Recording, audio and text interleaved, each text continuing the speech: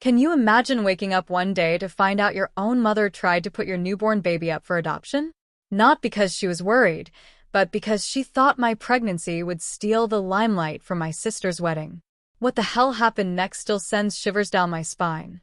So, my sister's wedding is set for the end of this year, but my beautiful baby boy arrived about 3 weeks ago. Everyone was over the moon, everyone except my mom. That is. And honestly, I wasn't surprised. For her, nothing, and I mean nothing, is more important than her darling baby, which unfortunately happens to be my little sister. The thing is, I got pregnant a while back, and my sister got engaged to her boyfriend of 3 years when I was about 6 months along. If you do the math, you'd know I'd have already given birth by the time her wedding rolled around. It would have been one thing if my sister wanted a small, quick ceremony, but no, she was planning this elaborate, grand affair that would obviously take ages. That's when my mom dropped the bomb. She came to my house, not to share good news, but to tell me I needed to do something about my pregnancy. She actually said that. She claimed my baby, my pregnancy, would take away my sister's limelight because, apparently, a new baby is a bigger milestone than a wedding. I was floored. Seriously, what was she even talking about? I told her she was being completely paranoid and ridiculous. First of all, nobody would skip a wedding because I had a baby. Second, I wasn't even invited to her wedding since we aren't close, so how could I possibly overshadow her? I wouldn't even be there.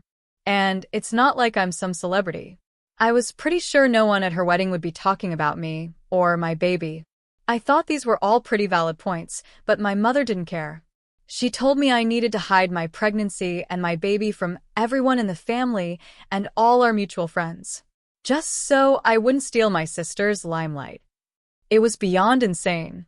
We got into a massive fight, the kind that rips a family apart, and I didn't speak to her after that. I felt a pang of guilt, a deep sadness for breaking a promise I'd made to my father. He'd asked me to look after her, always. But she was acting so hostile, so utterly unreasonable, and I was already pregnant and irritable. I just couldn't handle her idiotic statements anymore. So, she wasn't there for anything after that. It was just me, my amazing husband, and his family, taking care of everything. My mom didn't even show up for the birth of her own grandson. My husband called her that day, but she refused to come, claiming she was out with my sister. Honestly, I'm pretty sure she wouldn't have shown up anyway. I'm just not a priority for her. If she could abandon her own daughter and our relationship just because she thought I was stealing limelight by having a baby, then there was nothing more to say. We had no contact, and I was surprisingly okay with it. Then, a couple of days ago, my phone rang. It was her. I didn't answer at first, but then she started texting me frantically, demanding I pick up, saying something very important had happened. It was clear she had bad news. I really didn't want to talk, but that promise to my dad kept nagging at me. So, I answered. And I'm really glad I did, because that's how I found out she was in legal trouble for trying to put my baby up for adoption without our consent. My blood ran cold. An adoption agency had uncovered a case of fraud and misrepresentation. She had contacted them, falsely claiming she had power of attorney because my husband and I were addicts and unfit parents in court. She said that, as the baby's custodial caretaker, she was putting him up for adoption. Obviously, they easily figured out all her legal documents were fake. They stopped the process immediately and were now taking legal action against her. She was calling me, crying, begging me to help her, terrified of what was coming. She'd been informed she'd be served papers in a few days, and she decided to tell me before they could find me and inform me themselves. How could she expect me to help her after something so monstrous? I could understand wanting her favorite daughter to have the spotlight, but going that far to try and give away my child? It was disgusting. And frankly, pretty stupid because this was only going to bring more attention to me. Now, I planned on suing her too. After she explained everything, I just hung up. I had nothing left to say. I didn't feel bad for her at all. In fact, I thought she deserved this, and even worse. Later that day, the adoption agency called me, confirming everything and asking me what I wanted to do. My husband and I had already discussed it. We were absolutely pursuing legal action. There was no way she was getting away with this. We spoke to a lawyer, and within a few days, we'd filed a civil lawsuit.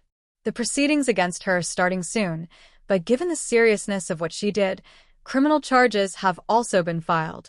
There's little to no room for mediation. The best she can hope for is an out-of-court settlement for the civil suit or a plea bargain for the criminal charges. But even then, jail time is a very real possibility. She's under house arrest right now, but she can still contact me. And she does. Emails, one after another, begging for help. She's been apologizing, saying she was upset by my decision not to hide my baby for my sister's sake. She claims she knows it was messed up and she's really sorry. I'd been ignoring her, but then she hit me where it hurt, deep down. She reminded me of the promise I'd made to my father, that I'd always take care of her. She said this didn't look like taking care of her. That caught me off guard. I had that conversation with my father in private, on his deathbed. How did she even know about it? But I've decided. I'm not dropping the civil lawsuit against her. She deserves this. She brought it on herself. I'm not backing down just because of a promise she's now twisting into emotional manipulation. For years since my dad passed, I took that promise seriously. I did my best to live up to it. But this, using my father's memory to defend her monstrous actions? That's low.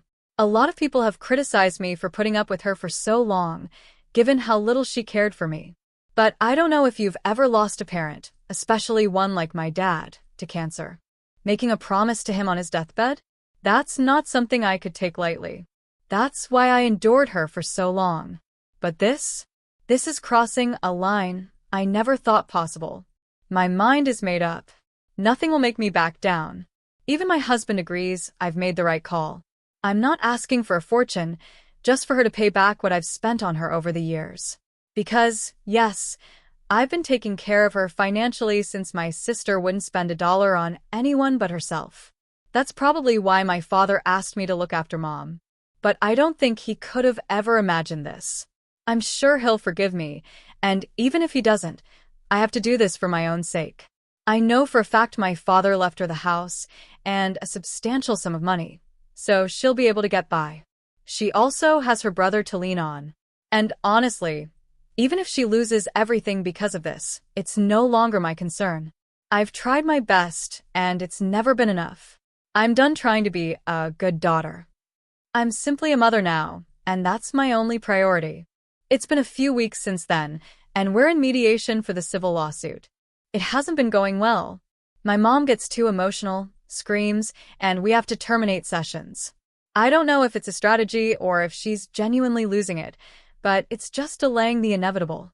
My uncle even tried to reach out, begging me to back off, saying my settlement demands were too huge and unfair. He brought up how she raised me, how ungrateful I was not to forgive her for one stupid little mistake. But it wasn't a stupid little mistake. She falsified documents. That takes planning, premeditation. If the adoption agency hadn't done their due diligence, my baby could have been gone. The more I think about it, the less forgiving I feel. No amount of money will ever make up for what she did, but at least I'm only asking for what I spent on her. When I told my uncle that, he still called me unfair. He just wouldn't get it. I eventually got agitated and told him if he cared so much about his sister, he could bail her out himself. He started yelling, calling me names, and I hung up. There was no point. And then there's my sister. Insufferable since she found out. She's making me out to be the villain, claiming I'm doing this all to get back at her and Mom for not paying me enough attention.